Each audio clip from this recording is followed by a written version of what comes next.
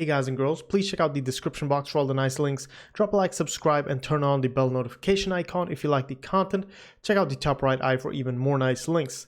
Today's video is going to be all about gravity and fixing a few things for the animation, a few things that I noticed. So first of all, let's start with that. One problem is that the animation timer isn't really reset when it's supposed to. So let me show you the effect that causes. It causes a stutter when we transition from an animation to another. So when I go from idle, stop running, you see that time spent at the end of the running animation, that's not supposed to be there. As soon as I stop, it should go back to being the idle animation. And a way to fix that is to have animations separate, having their own timers, having an animation system. Now we don't have that, so we need to fix that somehow. To do that, let's go to our player.h file and go into where your functions are. We're gonna create a few different functions here. First of all, we're gonna create a reset animation timer. So that's just going to be a simple void timer like that. And then we're going to do not under functions, actually, we're going to do accessors here. And we're going to call it const bool reference get anim switch. We'll just call it get animation switch. The idea is, I'm going to tell you just in a second. First of all, let's create a boolean called animation switch. So the idea is whenever the switch is true, we'll ignore the timer and then we'll set that to false. When that's not true, we'll follow the timer. Resetting the timer itself is a great thing as well. We'll do that as well, have that as a function, because you might want to be able to do that from outside. So I'm defining both of these like that, nothing special. Now let's go to our player.cpp now, right here. So this is the important one. To actually make this to work, we want this to return the animation switch status at this point in time. We also want it to reset it. So to do that properly, we need a boolean temporary variable here called anim switch, maybe like that, and we will set that to this animation switch. Now it has the actual value of it. We're gonna check if this animation switch, then we'll set it to false, equals false. And then we'll just return whatever it was. We don't want to return just false. That's why we have this temporary variable. If we return this animation switch, we're going to set it to false first and then return it. That means we'll send false each time and every time. We don't want to do that. So this is kind of a temporary holding variable. Once this is done, we can check the switch for whatever it is. But first of all, what I want to do in game.cpp, player, let's go up to init animations right here. Let's set it to animation switch to true here. Once that's done, we'll have a default value. So the first animation is going to start directly. Let's go back to our player here to reset animation timer, player.cpp. And we're going to define that as well real quick. All this is going to do is just going to say this animation timer is restart, like that. So we have that value, but that's fine. That's all we need to do. And we'll also set this anim switch equals true. There we go. Okay, so it does both things. It restarts the timer and it sets the animation switch to true, which we want to do. That's a total restarting of the animation system. Like I said, if we had this in a system, we had everything separate, we wouldn't have this problem really, but now we have to fix this, but that's fine. We'll do it like this.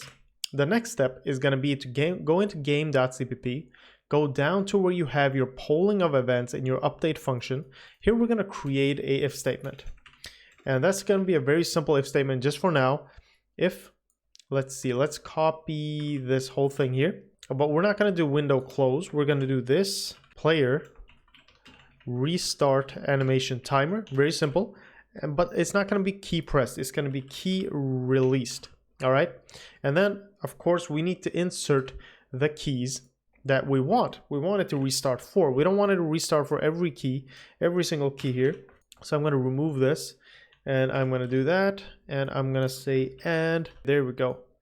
And there's key code. There we go. Boom. Or now we're going to use or. So it's going to start off with A here and S. Yeah. So that's the keys. If we ever release those, any of these keys, we will restart the animation. Pretty much that's it, something like that. Once this is done, we'll reset the animation timer. And hold on, that doesn't look that nice. Maybe something like that looks better. Maybe, fine. And we'll reset the animation timer here. And once that's reset, we should be able to catch that in player. Now that's why we created our other function called getAnimSwitch. what it does is it will just get it. It will see if we can bypass the timer, but at the same time, it will restart that as well. We'll set it to false. That's what we want. Right here, where we check the timer. You want to make an OR statement here, or an OR operator, use that. Get anim switch. That's all you want to do. And once you get the animation switch here, what it's going to do is it's going to directly switch that to what it's supposed to be. You see that? That's what we want. We want it to directly switch whenever we stop. And of course, we'll probably use the velocity of the player to decide when to switch. But let's get to that as we move along. Right now, this is fine. Good. Now we need some gravity. Our player doesn't really move down to the ground. And that's a little problem. I need to initialize or create some physics for that. I don't have a gravity constant here, or gravity acceleration, but I'm going to create one. I'm going to create a float gravity variable here. Copy that, paste it into init physics in our player.cpp file. And I'm going to set it to, I don't know, maybe we'll set it to 4.f. Once you do that, you want to check how wherever we're accelerating, so we're moving, then we're accelerating gravity. That's not what we want to do. We want to update it constantly, but we want to do that before we apply the drag. So I'm going to do it right here. Gravity, this velocity y plus equals, now gravity is always going to be downwards, so I'm going to apply a direction for y, so that will be 1.0. Yeah, we're going down. And then acceleration, instead of that, we're going to do gravity like that. Now we need a max gravity variable as well. So we're going to call it float velocity max y, and that is a good name because that's what we're using for velocity max here. Let's define this in our player.cpp. This velocity max equals, let's say it's 15 as well. It's a good start. That's our terminal velocity. And now I want you to use the same way you limited velocity to limit the gravity. So we'll just copy paste the whole thing, and we'll say velocity.y plus equals, yeah, this multiplied by gravity. I'll keep this in case we want to reverse gravity and just play around.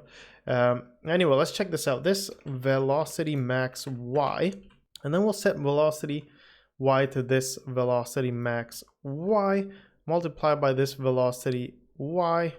Velocity. Okay, I misspelled that. Sorry. There we go. Velocity max y. Velocity. And then up here is velocity. There we go. That's what you get for misspelling stuff. Anyway, now we'll have a maximum velocity right there, and then we'll calculate the drag as well on top of that acceleration, which is important. So now you'll see it's going down pretty fast and that's a great thing. That's really good. That's really good. We just need something to update collision, and that will be a topic for our next video, to make sure we can collide with the screen. I know you're going to be tempted to do it in the player class, but we're going to do it in the game class. It's a little smarter, even though it's going to mean a little more code, but the map is going to be in the game class. The player is also in the game class, and their collisions should be all handled here. So we're going to have to create a few functions for player, for example, set position, all that stuff, and reset velocity and all these things. And then we're going to have to check everything in game, like I said. So hopefully you'll be here for that in the next video. It'll be pretty fun. We'll get this working and have at least some collision with the screen before we actually create blocks and we can collide with those. So thanks for watching. Take care, guys. Hopefully you learned something new. See you in the next one. Bye-bye.